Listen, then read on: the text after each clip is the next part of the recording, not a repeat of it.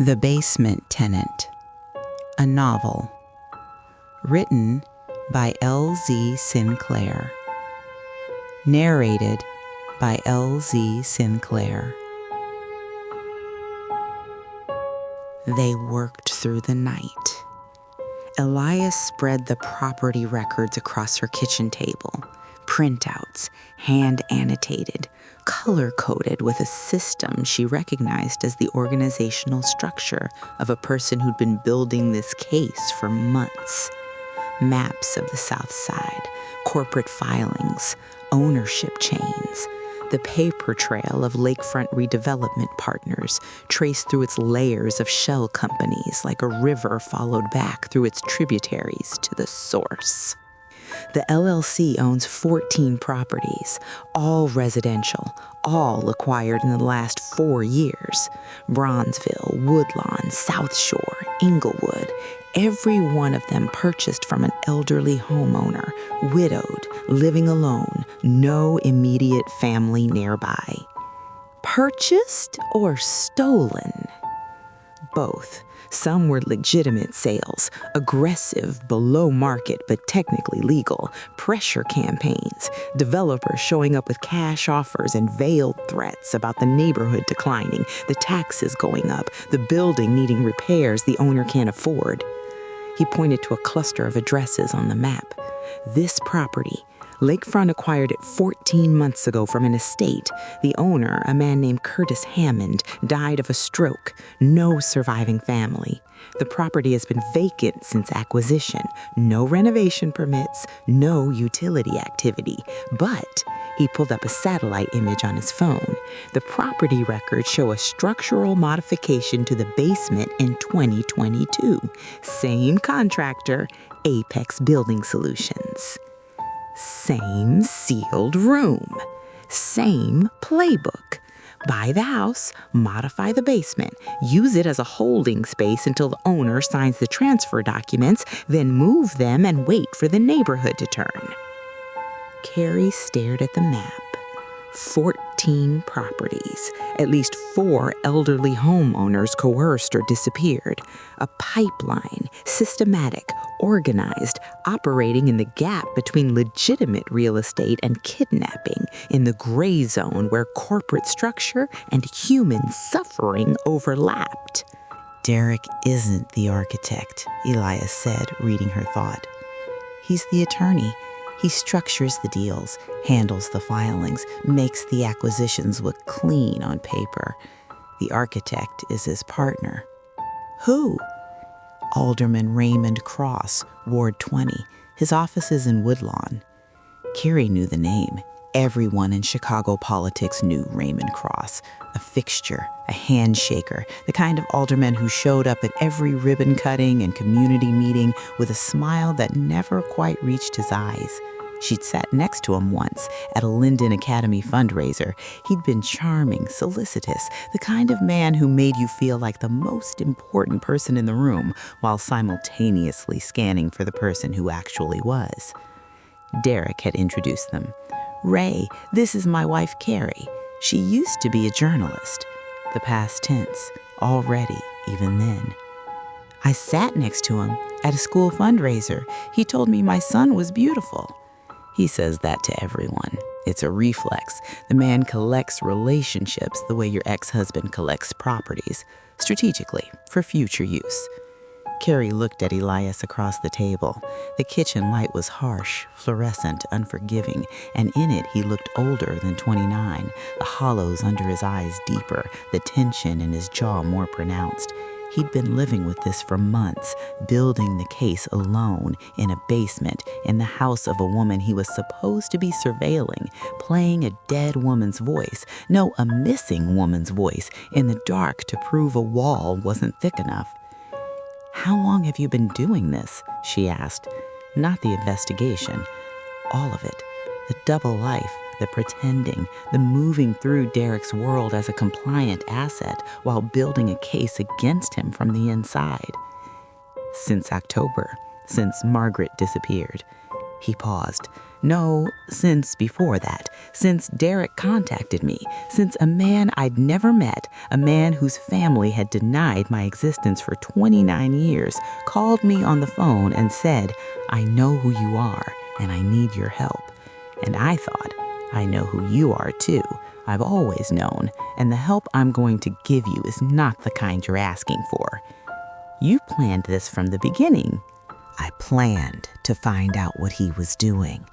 I didn't plan to end up in your kitchen at 3 a.m. talking about journalism and fear. I didn't plan. He stopped, set his jaw. The composure, for once, was not a mask, but a dam, holding back something he couldn't afford to release while the case was still in motion. I didn't plan any of the parts that mattered. The kitchen was quiet. Carrie looked at him across the table and felt the pull. Involuntary, the body's response to rawness it recognizes in another person. And she felt herself almost let it in. The exhaustion in the set of his shoulders, the crack in the composure, so thin it was almost invisible, that she'd been watching for weeks. She'd cataloged the man without meaning to, and now the catalog was sitting between them at 3 a.m., and she didn't know what to do with it. She knew what she wanted to do with it. That was the problem. "That's a good line," she said. He looked at her, a flat, direct look, unguarded in the way people go unguarded when they're too tired to maintain the guard. "It's not a line. I know." She held his gaze just long enough that the knowing became its own problem. "That's what concerns me." She turned back to the map, the addresses, the circled properties and the color-coded filings and the meticulous, lonely work of a man who had been building this case in a basement while the world above him went on not knowing. She pressed her finger to the Maryland Avenue address.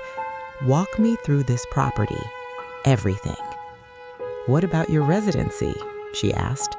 "You're actually a doctor." "I'm actually a doctor. The residency is real. The patients are real. That 36-hour shifts are extremely real." He almost smiled. "I wasn't lying about everything, Carrie. I was lying about one thing, one very large thing. The rest, the medicine, the insomnia, the mother who cleaned houses, the father who never claimed me, all of that is true." "That's the most honest thing you've said to me." "It's the first time I've been able to say it." They looked at each other across the table, across the maps and the filings and the evidence of Derek's crimes. And the look between them was not romantic, not in that moment, but something adjacent to it. The recognition of two people who had been circling the same truth from different angles and had finally arrived at the same point. "Why didn't you go to the police?" she asked. "Because the alderman controls the police. Not directly, but his office has relationships with Area 2 Command that go back 20 years. The patrol officers who checked your basement and found nothing, one of them coaches basketball at the youth center cross funds. The system is a network, and the network protects itself." "Ruiz isn't part of it." "No, Ruiz is Area 3. Different command, different loyalties. She's the one cop in this city working the Margaret Osei case who doesn't owe Raymond Cross a favor." "Then we go to her." "We go to her with evidence, not theories, evidence. The journal, the recording, the room, and..." He looked at Carrie with something she hadn't seen in him before. Not calculation, not composure, something vulnerable. "We need a confession, or something close to it, on the record." "From Derek?" "He's the one who'll break. Cross is a politician. He'll lawyer up and say nothing. Derek is an attorney, but he's also a man with a narrative, and the narrative is that he's righteous, that everything he does is for the community, for the family, for Miles. Elias paused. He won't be able to resist explaining himself. He never can. Carrie knew this was true. It was one of the things she'd loved about Derek early on. His certainty, his need to be understood, the way he narrated his own motives as if the world were an audience and his intentions were the show. It was also one of the things that had destroyed the marriage. A man who needed to explain himself constantly was a man who knew somewhere underneath the performance that his actions required explaining. "I'll call him," Carrie said. Elias looked at her. "Are you sure?" "I've been married to him for 10 years and divorced from him for 1. I know every frequency of his voice.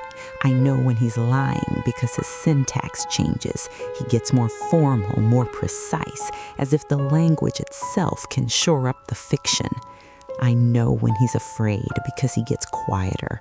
And I know when he's cornered because he does the thing he always does. He tells you what you should think about yourself instead of answering the question. He'll try to make me doubt what I know. It won't work. It's worked before. I was a different person before." The look between them was not the look from the kitchen, not the desperate, compressed look that had preceded the kiss.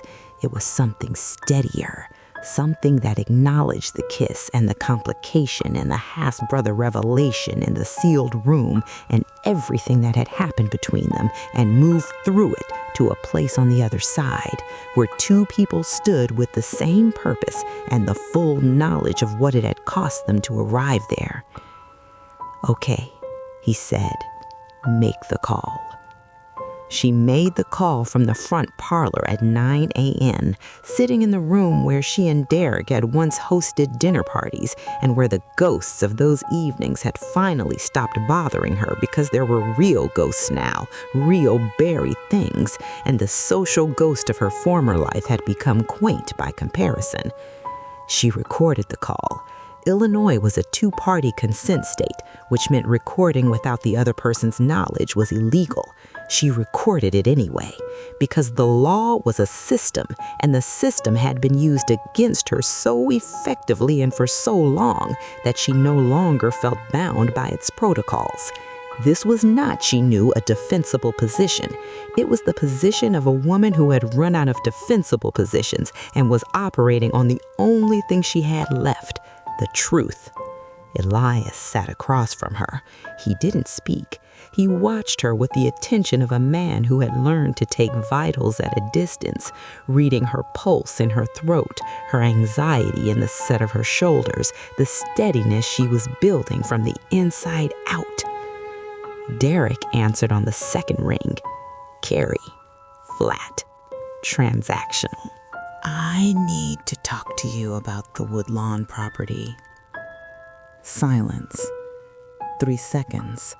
An eternity in a phone conversation between two people who knew each other the way they knew each other. "Which Woodlawn property?" "Maryland Avenue, the one Cross uses." 4 seconds of silence this time. She could hear him breathing.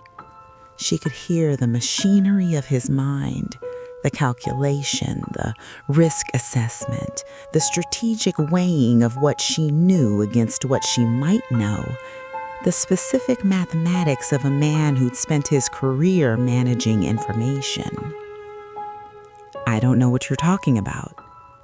"I found the room, Derek." "What room?" "The one in my basement, behind the wall. The one with the cot and the water bottles and the journal. Margaret Osai's journal." The silence that followed was different from the previous ones. It was not the silence of a man calculating. It was the silence of a man whose calculation had just returned an answer he didn't expect. "Carrie, I don't..." "She wrote about it. All of it. 11 weeks. She wrote about the man in the suit who wanted her to sign. She wrote about the house she could hear above her. My house, your house, the house you told me was a forever home. You need to stop. His voice had changed. The flatness was gone. Something underneath it now, not panic, not yet, but the tidal pull of panic, the undertow. Whatever you think you found, I'm not thinking, Derek. I'm reporting. That's what I do. That's what I've always done. And you spent 3 years trying to make me forget it, but I remember now. Carrie, listen to me. The properties, the LLC, lakefront redevelopment. You structured the deals. You built the corporate shell so the acquisitions couldn't be traced across. You used your own contracting subsidiary to modify the basements, sealed rooms, soundproofed but not completely because the buildings are old and you can't fully insulate a 100-year-old structure. You thought no one would hear. You were almost right. You're constructing a fantasy. This is exactly what I told the court. This fixation. Tell me about the difficult sellers, Derek. Silence again. She'd used his words. She remembered them from a dinner party years ago. Derek and Cross in the study, speaking in the low, collegial tones of men who made deals, and Derek saying, "Some of the sellers are difficult," and Cross laughing and saying, "We have ways of helping them decide." She'd heard it. She'd thought nothing of it. She'd gone back to the kitchen and opened another bottle of wine and talked to Vanessa about the gala because that was who she'd been, a woman who heard things and decided they were not her concern. Some of the sellers, she said. The ones who wouldn't sign? Margaret O'Say wouldn't sign. Curtis Hammond wouldn't sign. How many others, Derek? How many people are in basements right now because they wouldn't sell their homes to your LLC? I am not having this conversation. You're having it. You're on it. And I'm writing the story. What story? You don't work for anyone. You haven't published in 3 years. You're a woman on medication who hears voices and who is losing custody of her child. Who is going to believe you? The words landed. They were meant to land, meant to cut, to destabilize, to trigger the specific cascade of self-doubt that Derek had been engineering in her for 14 months. She felt them hit. She felt the familiar undertow, the part of her that agreed with him, the part that had been agreeing with him for so long it felt like a native language. But underneath Derek's undertow was an older one, hers alone. October 2019, when she'd pulled a story from production 3 days before it ran. A South Side story, displacement and redevelopment, the slow clearing of a neighborhood that couldn't afford to stay. Not because the reporting was wrong, but because she'd looked at her own byline and thought, does a woman from Winnetka get to tell this? She'd sat with that question until the answer calcified into silence, and Derek's narrative of her collapse had moved into the space that silence had already cleared. She had let it because some part of her had accepted the verdict before the trial began. Elias was watching her. Across the parlor table, in the room where she and Derek had hosted dinners, Elias sat with his hands folded and his eyes on her face, and the look in them was not pity and not urgency, but something quieter. Faith. The simple, steady faith of a person who believed she could do this because he had watched her do everything else. The listening, the digging, the porch and the laundry room and the crowbar through the wall, and he knew, as she was only now learning, that the woman who did those things was not a woman who could be stopped by the words of a man who had never understood her in the first place. "Everyone," she said, "everyone is going to believe me because I have Margaret Osai's journal, and I have her voice, and I have the room you built, and I have you right now on this call telling me I'm crazy for knowing what you did, which is what you've been doing since the day you told me the marriage was over, making me doubt what I know, making me doubt what I hear, making me doubt who I am. But I'm done doubting, Derek. I'm done." She hung up. Her hands were shaking. She set the phone down on the parlor table and watched them shake and didn't try to stop them because the shaking was honest. It was the body's response to adrenaline and fear and the specific electric clarity of a woman who has just told the truth to the person who has been lying to her the longest. Elias reached across the table.